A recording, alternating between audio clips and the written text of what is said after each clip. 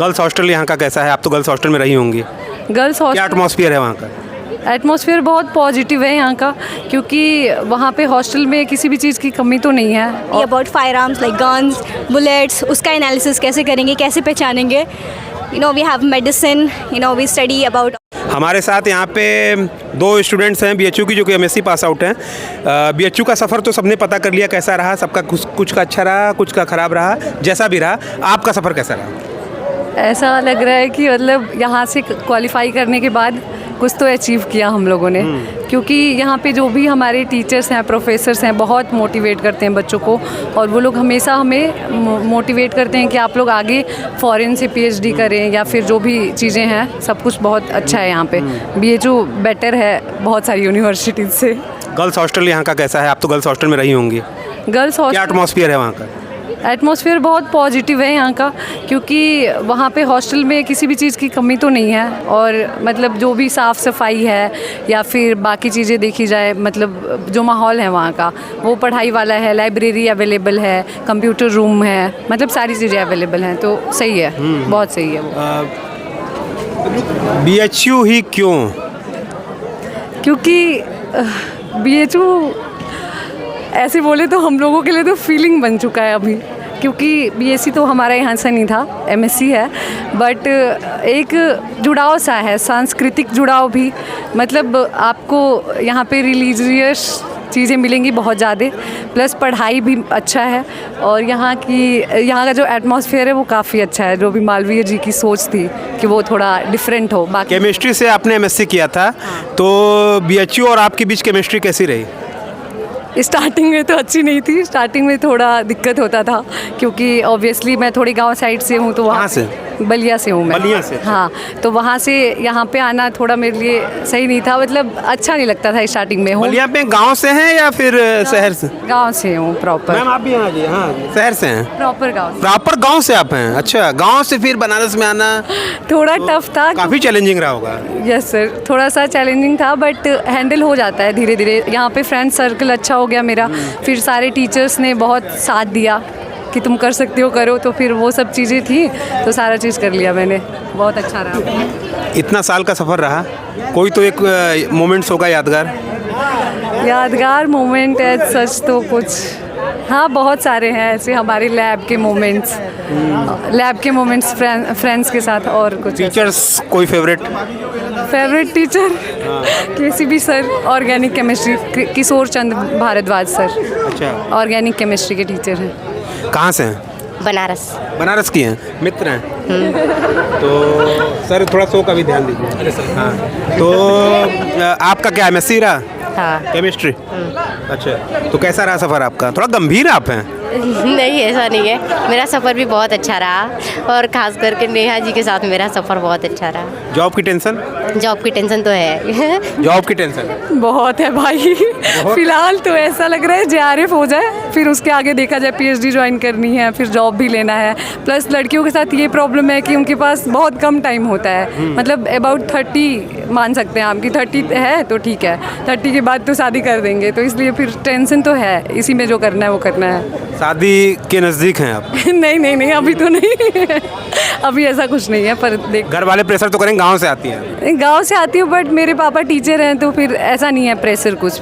आप तो अभी यहीं रहती हैं? अभी यहाँ नहीं रहती हूँ, अभी तो मैं बीएड कर रही हूँ, तो फिर गांव साइड ही रह रही हूँ। गांव साइड रहते, बस ऐसे ही आ जाइए। हाँ, आज तो कॉन्वोकेशन था तो आना ही था। अच्छा, तो आपका क्या है आगे, क्या तैयारी चल रही है? बेरोजगारी तो खत्म हो गई है लग रहा है, लेकिन एमएससी के स्टूडेंट बेरोजगार है, कैसे हो सकता है? नहीं, बेरोजगार नहीं रहेंगे हम लोग, लेकिन बस थोड़ा सा अभी डिफ़िकल्ट टाइमिंग है। पहले नेट जेआरएफ करना है, और फिर उसके बाद देखना है क्या रास्ता तय करना है। पीएचडी। युवाओं को क्या सलाह देंगी नेहा जी? सलाह यही दूंगी कि लगे रहिए आप लोग, बस बैठना नहीं है, कोई भी सिचुएशन हो डट के सामना करो, और खुद को लो तो कभी फील नहीं करना है, क्योंकि आप अगर लो फील करोगे तो फिर बहुत दिक्कत होगी। आप पुष्कर पुष्प जी हैं, आरा बिहार के, जो कि गोल्ड मेडलिस्ट हैं, और 53 लोगों में इनका भी नाम है। सर, रिपब्लिक हिंदुस्तान में स्वागत है आपका। थैंक यू वेरी मच आपका। अपने अनुभव के बारे में कुछ बताइए। बहुत अच्छा रहा है यहाँ पे, 1 साल का मेरा LLM 1 ईयर यहाँ पे था, बहुत अच्छा रहा, एकदम अच्छे से बीता। यहाँ पे पढ़ाई अच्छी से हुई, प्रोफेसर काफ़ी अच्छे थे, फ्रेंड्स अच्छे मिले, सर्कल जो था स्टडी का काफ़ी अच्छा मिला। कितना पसंद किया बनारस को? बहुत अच्छा लगा। जो मेरा होम टाउन है उसके बाद बनारस ही लगता है अपना घर है। अच्छा जी जी। तो फिलहाल तो सर सवाल आपके एकेडमिक से बाकी भी पत्रकारों ने पूछे होंगे। रिपब्लिक हिंदुस्तान आपसे ये पूछना चाहता है, न्याय में इतनी देरी क्यों? इतने केसेस पड़े रहते हैं, इतने केसेस पेंडिंग पड़े रहते हैं और लगातार महिलाओं से जुड़े केसेस भी देख रहे हैं आप कितने हुए हैं। हाल ही में एक बहुत बड़ा केस भी हुआ था अतुल सुभाष जी का।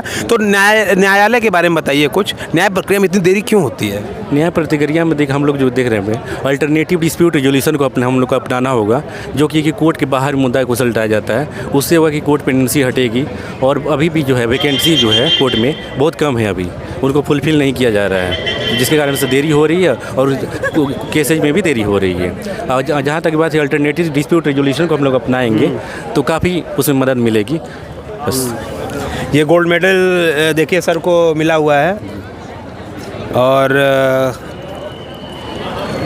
बीएचयू के बारे में कुछ बताइए, प्रोफेसर्स के बारे में बताइए जिनके द्वारा आपने स्टडी की। जी सर, प्रदीप सर हैं मेरे एक, वो बहुत हमको सपोर्ट किए। माझी सर हुए, राजू माझी सर हुए, फिर केसरी नंदन शर्मा सर हुए, गुरविंदर सिंह सर हुए। ये लोग काफ़ी मेरी मदद की, इन्होंने जिनसे मैंने पढ़ा है। आगे क्या करेंगे? आगे जो अभी बिहार जुडिशरी का इंटरव्यू दे के आया हूँ मैं, जिसमें अभी सिलेक्शन नहीं हो पाया।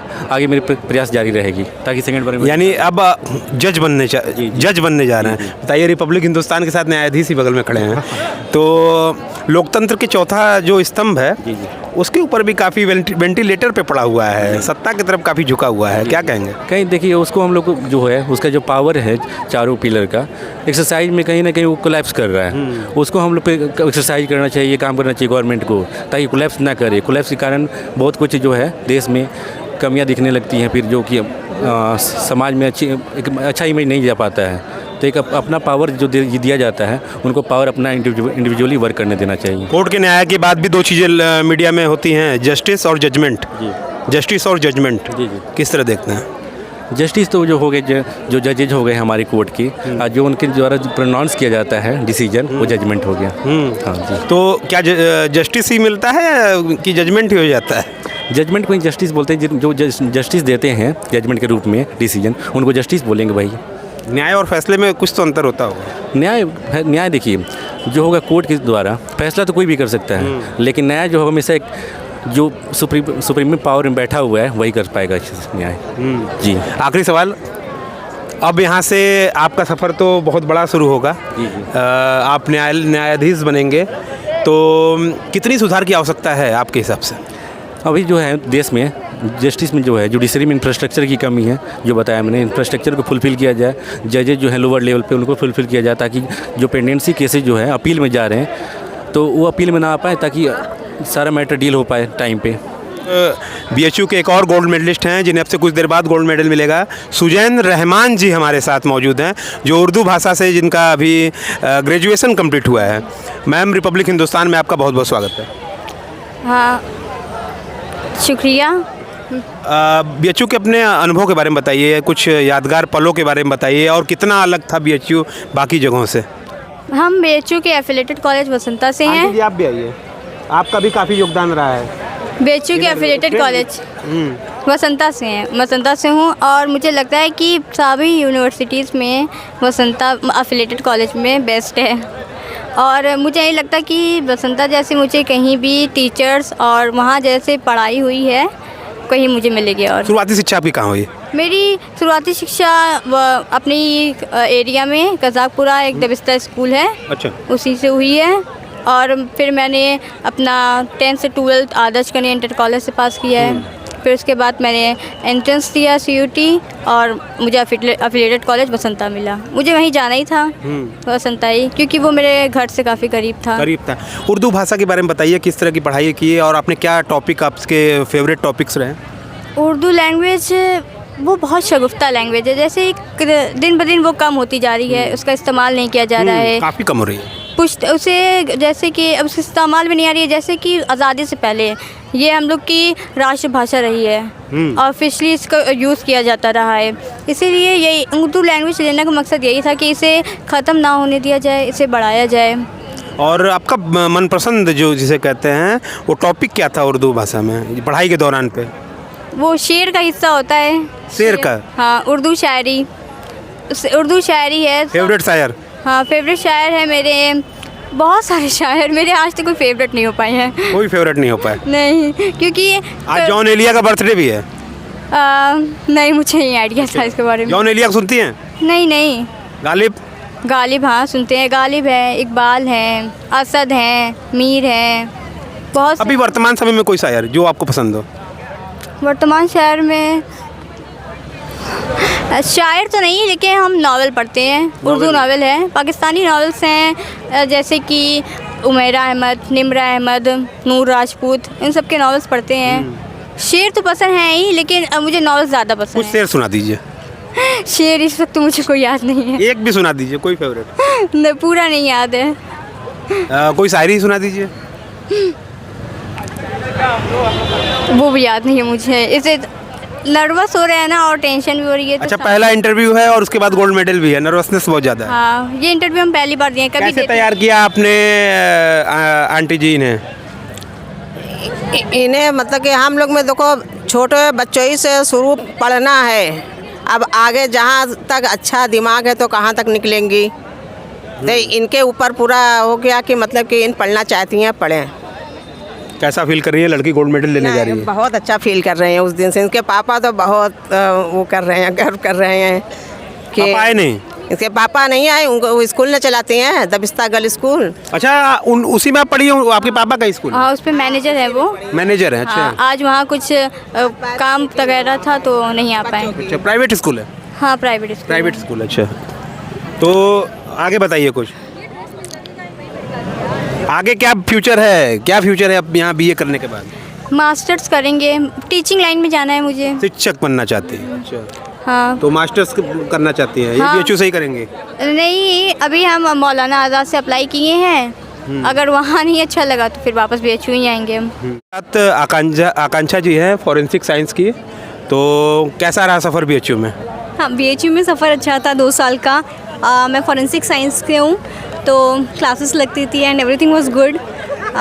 सो एंड स्पेशली बीएचयू में like main thing is campus life. यहाँ का campus life is like amazing, we make friends and you know teachers are good, everything was good. Forensic science के बारे में कुछ बताइए। फॉरेंसिक साइंस बेसिकली अगर कोई भी क्राइम हो रहा है आजकल, तो फिर कोई भी केसेस को आप फॉरेंसिकली स्टडी करोगे। Basically you say that like man can lie but evidence won't lie. So basically we study about evidence, we study about अगर कोई भी ब्लड है उसका एनालिसिस करेंगे, डॉक्यूमेंट एनालिसिस। दोस्त बैलिस्टिक्स में we study about firearms like guns, bullets, उसका analysis कैसे करेंगे, कैसे पहचानेंगे। You know, we have medicine, you know, we study about autopsy and, you know, how we'll know कि कितना टाइम लगा, बॉडी डेथ हो गया, those kind of things we study in forensic science. तो ये कैसे पता चलता है, मतलब ये कैसे, इसके थोड़े बारे में थोड़ा बड़े में बताइए, बड़ा करके, आसान भाषा में। जैसे कि अगर डॉक्यूमेंट एनालिसिस का बात करें, लाइक फॉरेंसिक साइंस के अलग अलग ब्रांचेस होते हैं, ओके। सो अगर हम डॉक्यूमेंट एनालिसिस के बारे में बात किया करें तो इफ़ अगर फॉर्जरी हुई है, ठीक है ना, तो यू कैन नो कि ओके फाइन ये फेक है या नहीं है। We have some equipments and अगर हैंड राइटिंग की बात की जाए तो you know you have some styling of writing, आप उससे मैच करके कंपैरिजन कर के एनालिसिस कर सकते हो कि ये ओके फाइन ये सही है, फॉर्जरी है, या तो फिर ऑथेंटिक डॉक्यूमेंट्स है। Those things we can do. तो आखिरी सवाल ये है कि बीएचयू में आपका ये सफ़र रहा, आगे क्या करेंगे आप? Right now I am assistant professor in university of Ladakh. So Ladakh? Yes. तो फिर I see maybe after some time I will continue with my PhD. So कहाँ से पीएचडी? अभी यहीं से पढ़ेंगे अभी आप? अभी ऐसा कुछ सोचे नहीं है, अभी ये जॉब कंटिन्यू करेंगे, उसके बाद विल सी कि कहाँ से कंटिन्यू करना है। तो बीएचयू से आप लद्दाख की ओर जाएंगे, तो कैसा रहा बीएचयू में आपका सफ़र? बहुत अच्छा। क्या उपलब्धियाँ थी आपकी इतने समय में? यही कि बहुत ग्रेजुएशन अच्छे से हुआ, यहाँ के टीचर्स अच्छे हैं, यहाँ के फैकल्टीज़ बहुत अच्छी है। आपका विषय क्या था?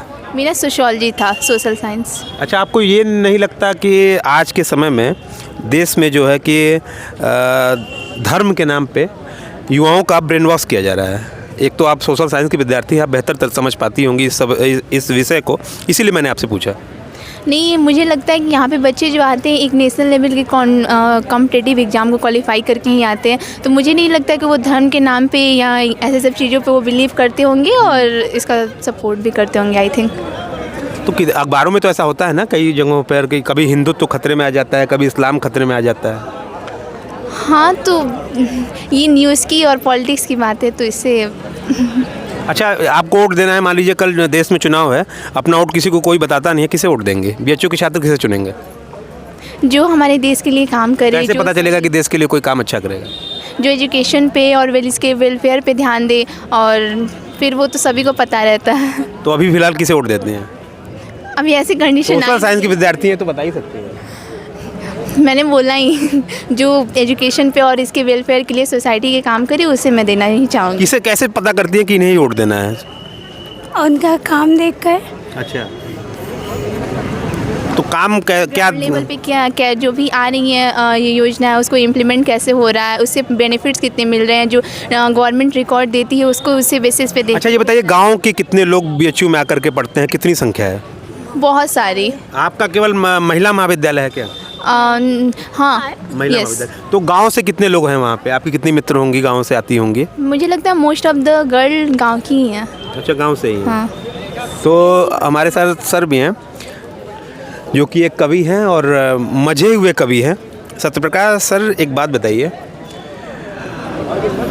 यहाँ पे आकर के तो कुछ अलग फील होता है। अखबारों में पढ़ता हूँ, कई घटनाओं पे जब देखता हूँ तो ऐसा लगता है कि हमारे देश के युवाओं को बरगलाया जा रहा है। सबसे पहले तो रिपब्लिक हिंदुस्तान का मैं धन्यवाद करूंगा कि इतना सुंदर विचार ले रहे हैं, सबके मन की बात को निकाल रहे हैं, इसके लिए बहुत बहुत थैंक यू।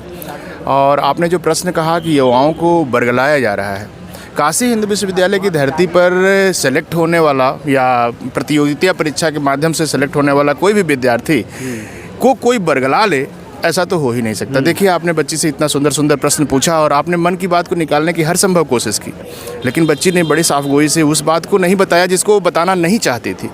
तो यह एक इम्पॉर्टेंटली मैं इसको मेंशन करूंगा, यह बात कि कम से कम इस धरती पर, पूर्वांचल की इस धरती पर, जहाँ की विविध पूरे भारतवर्ष से जुड़कर सारी स्टूडेंट्स आते हैं और शिक्षक रहते हैं, यहाँ पर वो उसी चिंतन, उसी विचारधारा के साथ जाते हैं जो देश के सर्वांगीण विकास के लिए विशेषतः हेल्प कर सकता हो। वे ऐसे बरगला नहीं जाते। आप देखते होंगे पूरे देश में आतंक होता रहता है, और 10-20 साल पहले की बात अगर देखें तो हरिश्चंद्र कॉलेज या उदय प्रताप कॉलेज यहीं आसपास है, लेकिन वहाँ पर उत्पात होते रहते थे। लेकिन विश्वविद्यालय परिसर से एक बार जब उत्पात और राजनीति और बरगलाने वाली, पोलराइजेशन वाली चीज़ें समाप्त हुई, तो फिर यहाँ जड़ नहीं जमा सकी। इसके पीछे उन बच्चों का ही योगदान है कि उन्होंने किसी छात्र संघ या किसी भी यूनिट को लेकर बहुत ज़्यादा सपोर्ट नहीं किया है। तो यह बच्चों की अपनी मानसिकता जो आप कह रहे हैं ना कि यहाँ युवाओं को कोई बरगला सकता है, यूटिलाइज कर सकता है, वो नहीं कर सकता। हाँ, अलग बात है कि एक तंतु रहता है भीतर, किसी न किसी एक खास यूनिट के लिए, किसी न किसी राष्ट्रीय चेतना के लिए रहता है, लेकिन वो बच्चे अपने अंदर रखते हैं और उसका वो निराकरण उसी समय करते हैं जब वो ये समझते हैं कि इसका सदुपयोग उनके साथ होना चाहिए। मैंने तो यही स्टडी किया है। सवाल आपसे ये भी बनता है कि आगे का क्या भविष्य है? यही सर कि जो मेरा एम है यहाँ से पीजी करना, फिर नेट जेआरएफ करना, मैं उसको करना चाहूँगी और एक अच्छे प्रोफेसर बनना है जैसे मेरे टीचर्स हैं। आपका? सेम है, नेट जेआरएफ क्वालिफाई करना है।